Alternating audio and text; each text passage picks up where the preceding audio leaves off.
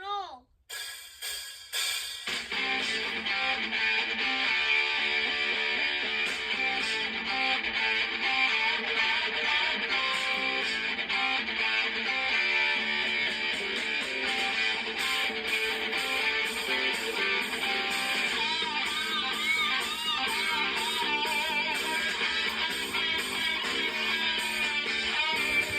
We just got off and we're ready to rock.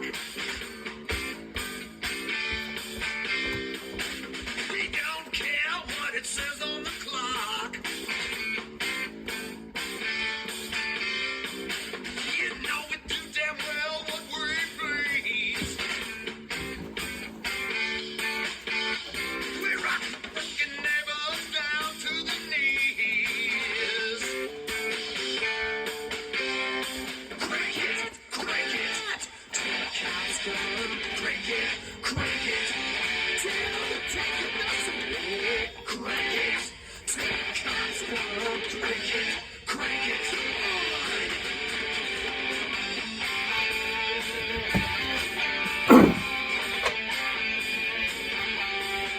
Well, turn it up just as loud as it goes.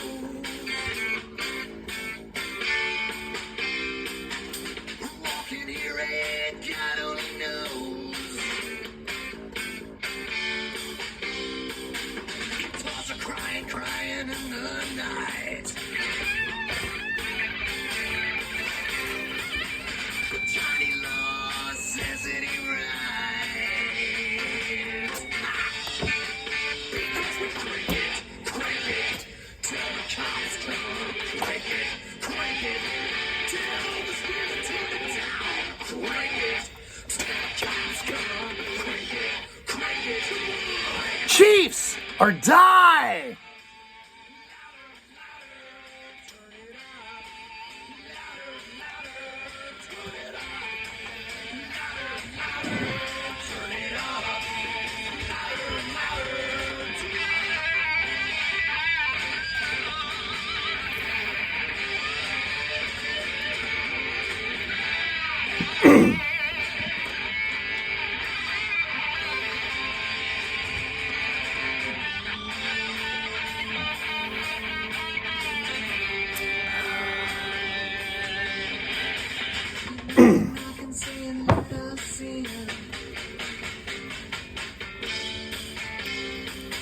We don't know an evil grin.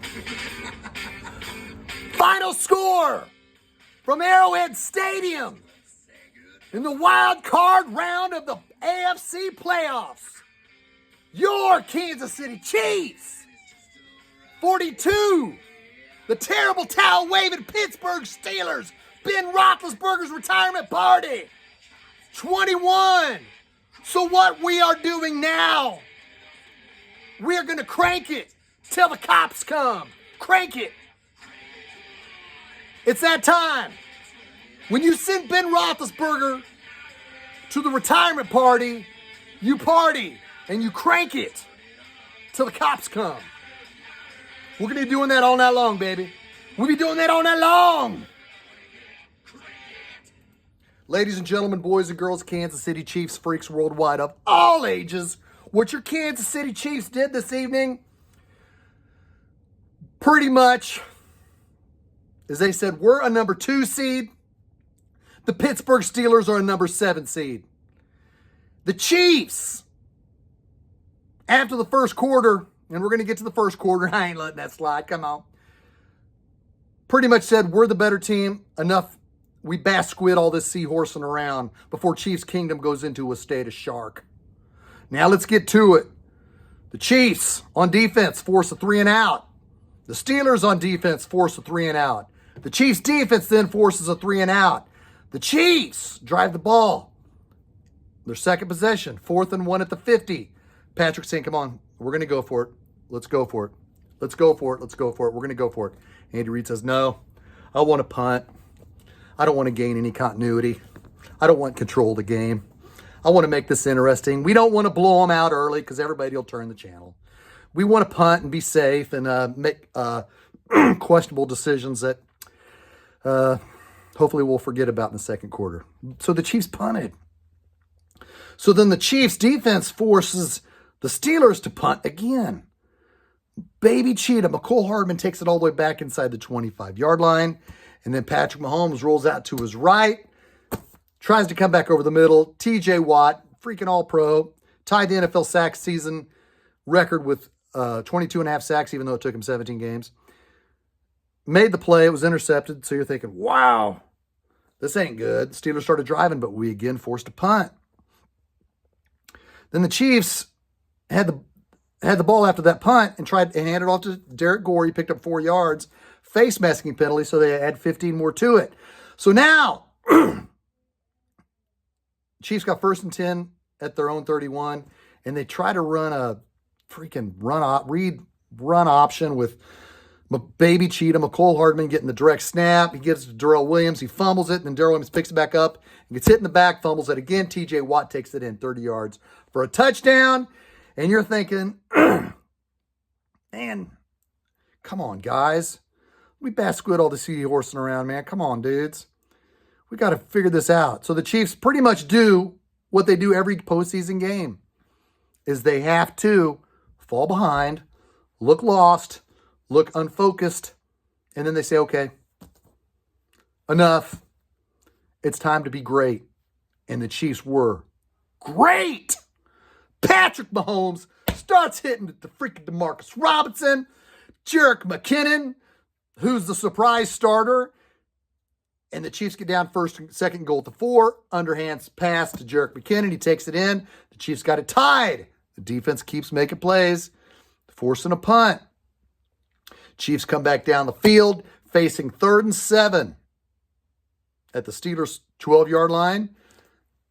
Patrick Mahomes pump fakes, throws the corner of the end zone. Byron Pringle, who continues to be clutch, makes the catch for a touchdown. Then, with the Chiefs facing 3rd and 20, this is Patrick Mahomes' greatness, folks. This is why. This is the fucking face of the NFL, dudes and dudettes, boys and girls, Chiefs freaks worldwide of all ages. This is why he's the greatest currently in the NFL, and probably going to be all time. 3rd and 20 at the Steelers 48. I'll just roll right and hit Kelsey 35 yards down the field. Kelsey takes it in. Chiefs up 21-7. Then the Chiefs freaking open up a freaking beautiful second half possession. Up 21-7. Drive down to the inch-yard line, 3rd inches. Patrick Mahomes hits Nick Allegretti. Tight end eligible. The route was on. The Steelers got the ball, fumbled their first possession. 2 plays later, 2nd and 12. Patrick. Beautiful fade pass in the corner of the end zone to the cheetah. The cheetah. Tyreek Hill makes the catch for a touchdown. Amazing. The route was on. The Chiefs were up 35-7.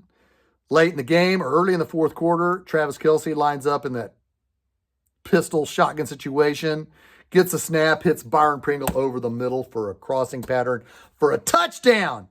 Just like I said with Pat Mahomes Thursday night, the Big Mahomes Show. Check it out on the Ebony Podcast Network, the Big Mahomes Show with Pat Mahomes Sr. I said to Pat Mahomes, Patrick trusts Byron Pringle consistently. I told Pat Mahomes Sr. he trusts Byron Pringle consistently. Even when he drops it, he comes back to him. And I predicted Byron Pringle would have 2 touchdown receptions. Last time I checked the stat sheet, he had 2 touchdown receptions.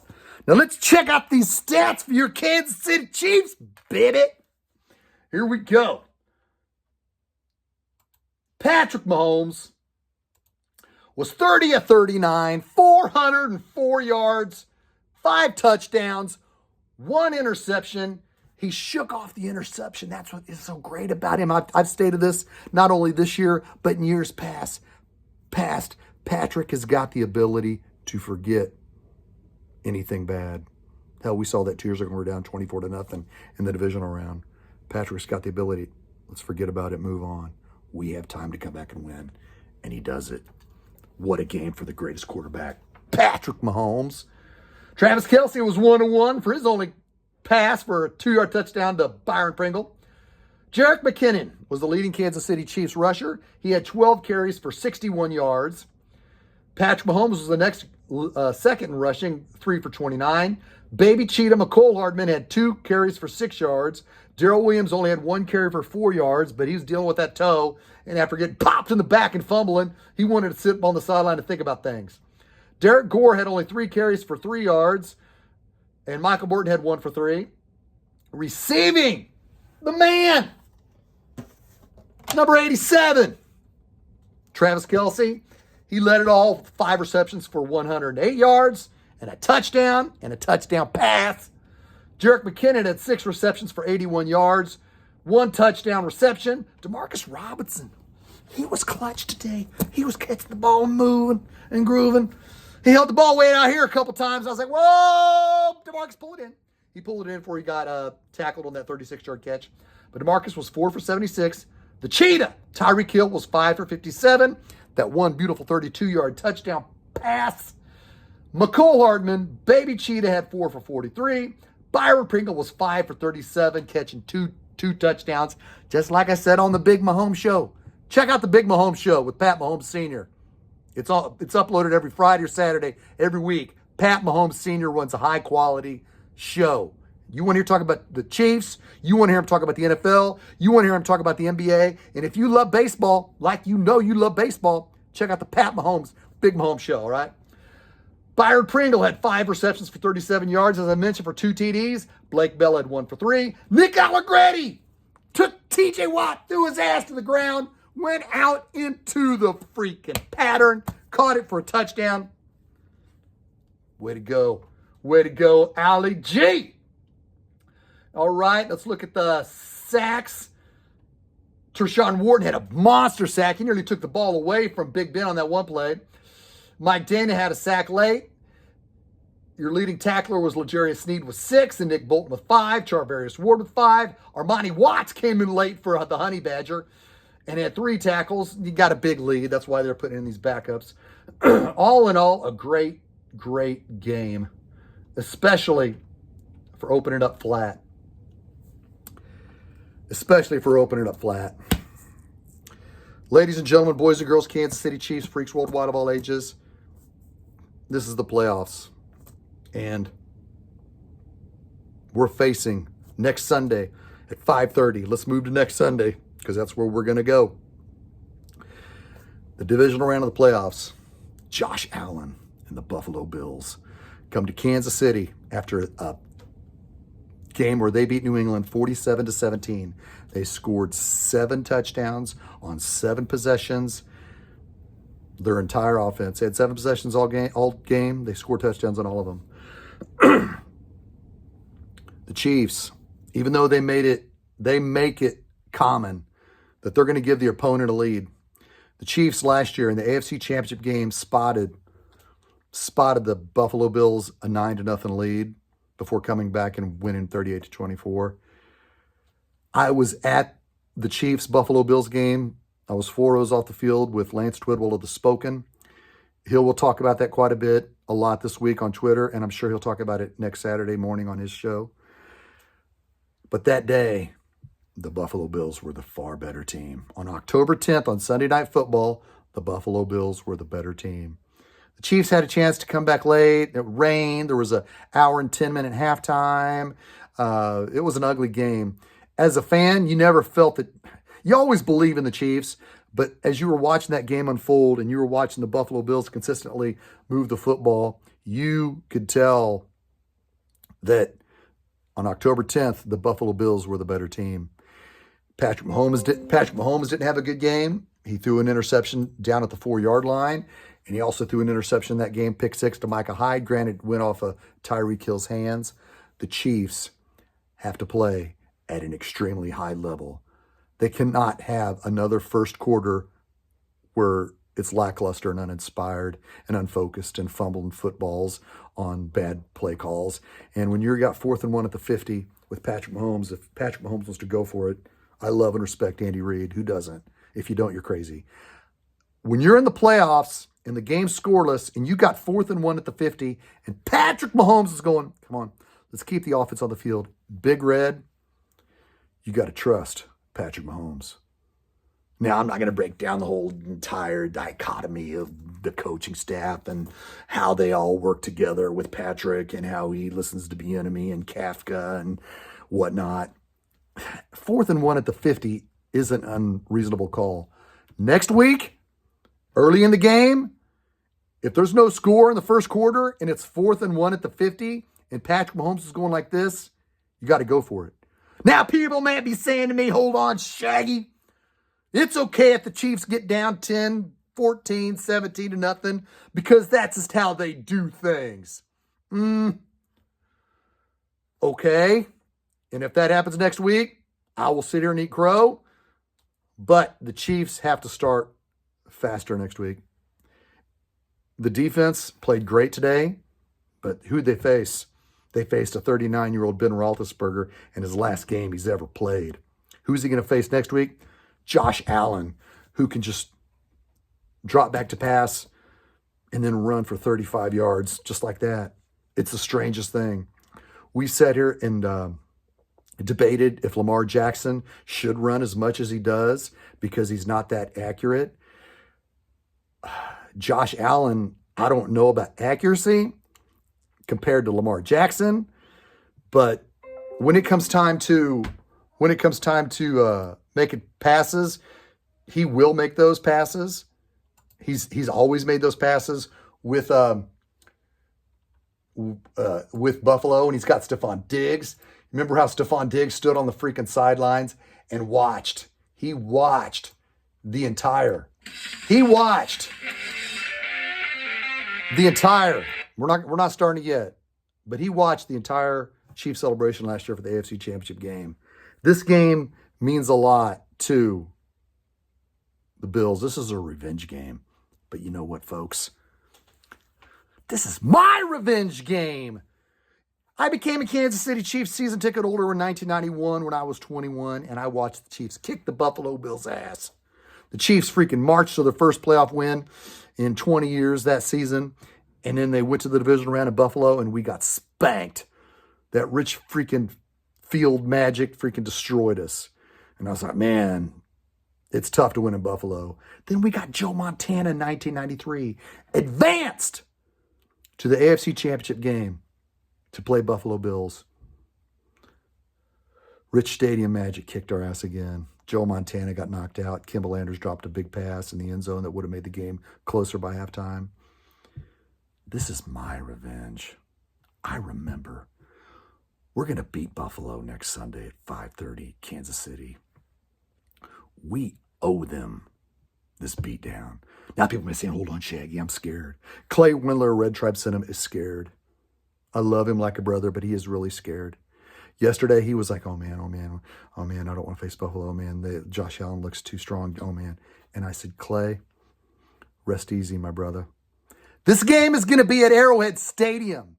Melvin Ingram made that play against the Denver Broncos last week to make sure the Chiefs kept that number 2 seed. And by keeping that number 2 seed is going to be all the difference. The fact that the Chiefs will be at home next week will be the difference. If the Chiefs don't come out slow, if the Chiefs don't fool around and try to run crazy plays, they will win. You should take it to the bank. Now, I'd like to wish happy birthday to one of my followers, Tony James. Happy birthday, bro. I hope you're having a great weekend. Our Chiefs won. Congratulations, man. Happy birthday to you. Happy birthday, Tony James. I'd also like to, again, keep an eye out for Big Mahomes Show. Check it out on the Ebony Sports Podcast Network. The Big Mahomes Show with Pat Mahomes Sr. He had me on this week, along with Darren Smith of 810 WHB and Lance Twidwell of The Spoken. It's a great show. Also check out Lance Twidwell of The Spoken. He had Jeff Allen, former chief, on this week. And also check out Starcade Media. They have had Donnell Bennett and Kimball Anders on all season long. Starcade Media will be on Radio Row in Los Angeles leading up to the Super Bowl. Now, it's time. It's time to get ready to show Buffalo what Arrowhead Stadium is all about in the playoffs. Again, except instead of 17,000 fans that were there for the AFC Championship game, there's going to be 78,000 fans at Arrowhead cheering on the Chiefs. Josh Allen, Bring it!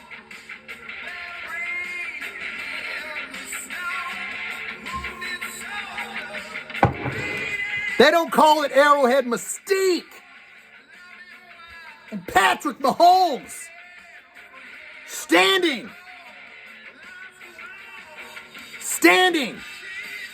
defending our freaking field. Arrowhead means something. It doesn't mean gee-haw. I don't care if they got it plastered all the way around. Arrowhead Stadium means something. And Patrick Mahomes will defend our home. Arrowhead Stadium is 4 miles from my house, which you know is only a short drive to the countryside. Where you going? You can't run and hide. So many questions. Questions like, damn, Jerick McKinnon, he's the starting running back? Wow. He did pretty good. Chiefs Kingdom, get ready for a hell of a game next Sunday night at 5:30. Get ready. I know I am. Josh Allen, Stephon Diggs, you wanted to come back to Arrowhead in the postseason? Okay. Okay. Patrick freaking Mahomes will deliver. Be there at Arrowhead Stadium and watch him.